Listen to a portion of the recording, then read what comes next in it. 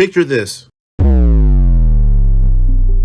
There is a roller coaster that you heard of but never got a chance to ride. Be it logistical reasons or financial, you wasn't able to head to that park at that moment. Years later, you finally have your chance and it's time to go. You've been looking forward to this ride, and the anticipation is through the roof.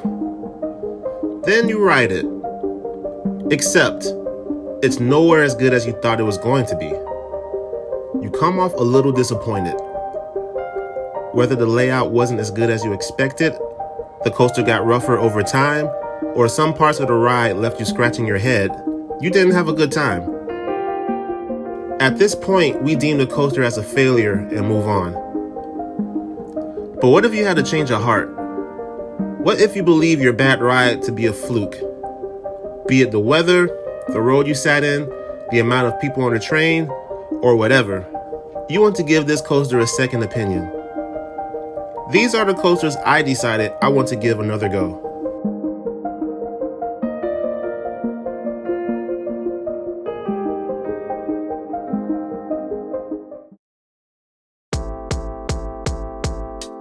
Number 5, Fahrenheit at Hershey Park. I remember hearing this coaster back on Theme Park Review. Back in the mid-2000s, this was the place for coaster news. I was intrigued by its odd vertical lift hill, not realizing later a certain company will make it a mainstay. It will be a while until I ride this, 2020 to be exact. I finally got to ride, and my reactions were mixed. I thought the inversions were going to be more intense like an old school B&M looper. What I got instead was more of a floaty hang time sensation. It wasn't bad, but I wasn't a fan. One part I did enjoy outside of the first drop was that airtime hill near the end. The ride was also shaky on the inversions. It wasn't rough, but it was noticeable. Regardless, I want to give it a second chance. Maybe in a different row? I tried the back row, so maybe it's better in the front. Time will tell the next time I get a chance to ride this. Number 4, The Beast at Kings Island. Now, a lot of people rave about this coaster, but I see nothing more than an overrated mess of track with a decent ending. I feel it's way too long for its own good with lots of uninteresting moments. It has too many straightaways and hills that provide no airtime, and the coaster has a lot of rough moments, at least from where I sat. I had no reason to ride this ever again until I heard about the night rides.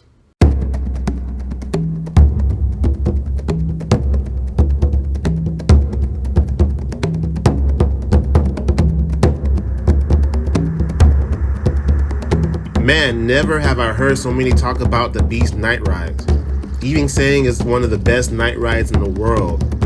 I thought to myself, is it that big of a deal? Fine then. I'll head back to Kings Island when they have later hours. But I have a question. Which seat is the best to get the most out of the Beast?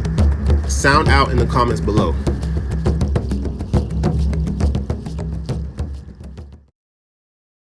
Number 3, Hydra at Dorney Park. Man, oh man, oh man. Back when I heard about this coaster, I thought it was so damn cool with the unusual elements it has. They looked like warped versions of B&M typical elements. It was unique enough that I was intrigued about everything in this ride. Then in 2020, I finally had my chance to ride.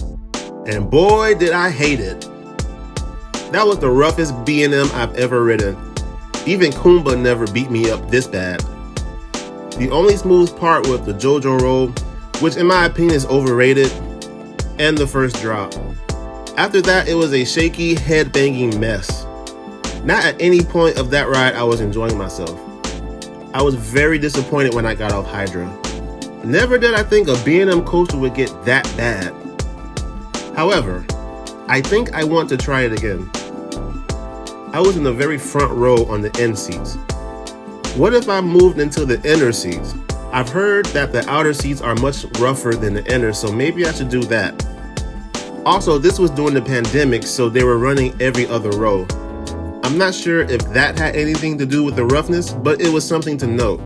I also haven't tried the back row, so that may be the better row. If I ever find myself back in Dorney Park, I won't shy away from giving it another shot.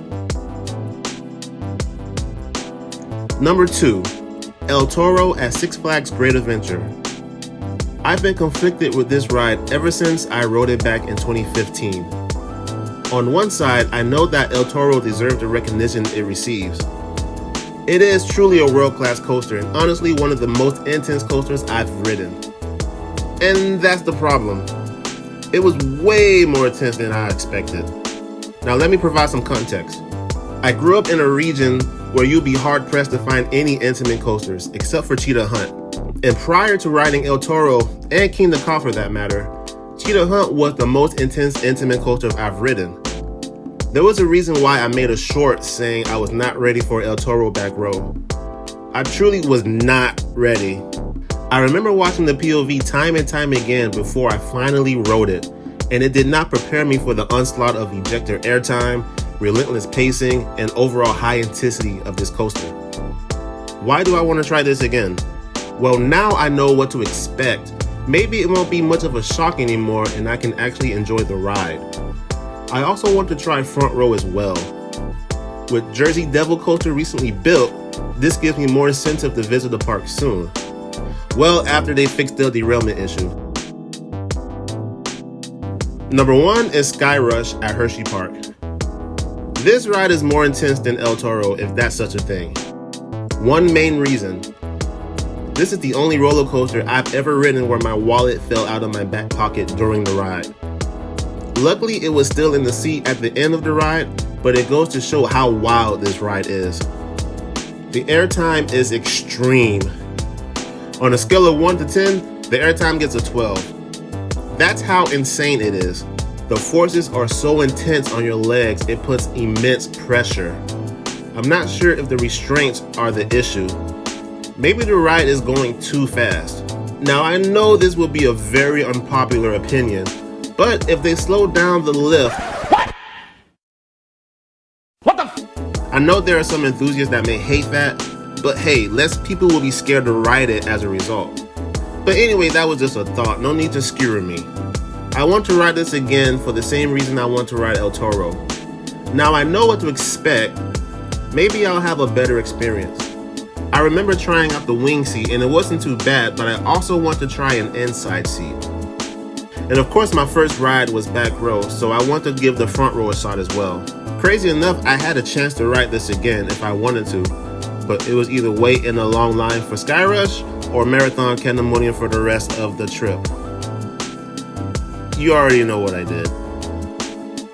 And those are all the rides that I will give a second chance. Let me know what you think of this video. And do you have any rides that you want to give a second chance? Let me know in the comments below. If you enjoyed this video, make sure to comment, like, share, and subscribe so others can see. Thanks for watching and have a good one.